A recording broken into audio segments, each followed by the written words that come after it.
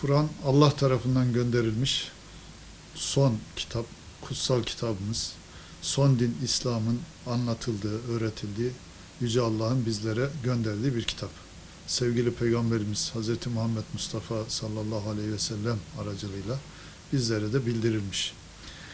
Burada özellikle son dönemde Avrupa'da ve özellikle de İsveç'te bazı art niyetli kişilerin Kur'an-ı Kerim'imize karşı yaptığı o saygısızca, o ahlaksızca, o aşağılık tepkileri gerçekten kabul edilmez. Yani bunları başta lanetliyoruz.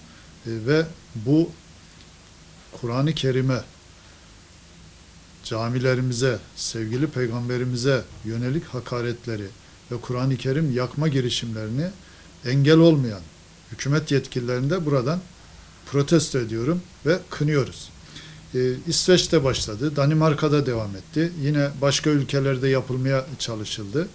Öncelikle şunu söyleyelim. Bu yapılan Kur'an-ı Kerim'e ve camilerimize karşı yapılan bu saldırılar sadece Müslümanlara, sadece İslam'a karşı yapılmış bir hareket veya saldırı değildir.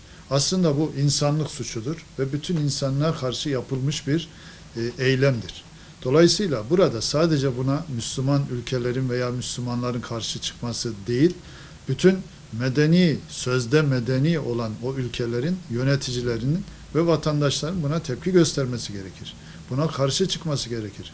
Çünkü Kur'an-ı Kerim'e yapılan bu saygısızlık, şimdi düşünün 8 milyara yakın insanın olduğu dünyada 2 milyarı aşkın kişinin inandığı bir kitaba böyle eylemler, böyle saygısızca, ahlaksızca yapılan eylemler bir taraftan kargaşayı, karmaşayı ve fitneyi de ortaya çıkarmış oluyor. Ve insanlığın birbiriyle belki savaşlara yol açacak sebeplerden bir tanesi gibi bir durum ortaya çıkıyor. Dolayısıyla buna herkes karşı çıkmalıdır. Burada tabii ki Türkiye Cumhuriyeti Devletimiz, devlet büyüklerimiz, sivil toplum kuruluşları, basınımız gerçekten buna hep birlikte bir ortak tavır sergilemişlerdir. Burada tabii ki Müslüman ülkelerden de özellikle İslam Teşkilatı'ndan da gerekli açıklamalar yapıldı ama bunların biraz daha böyle ciddi bir hale gelmesi beklentimizdir.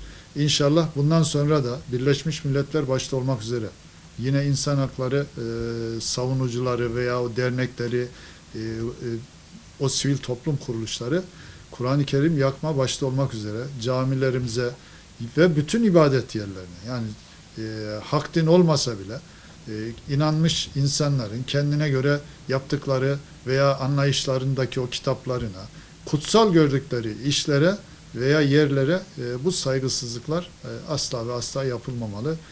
Buradan bir kez daha bunu yapanları lanetliyoruz, kınıyoruz ve buna önlem almayan ülkeleri de gerçekten protesto ediyoruz.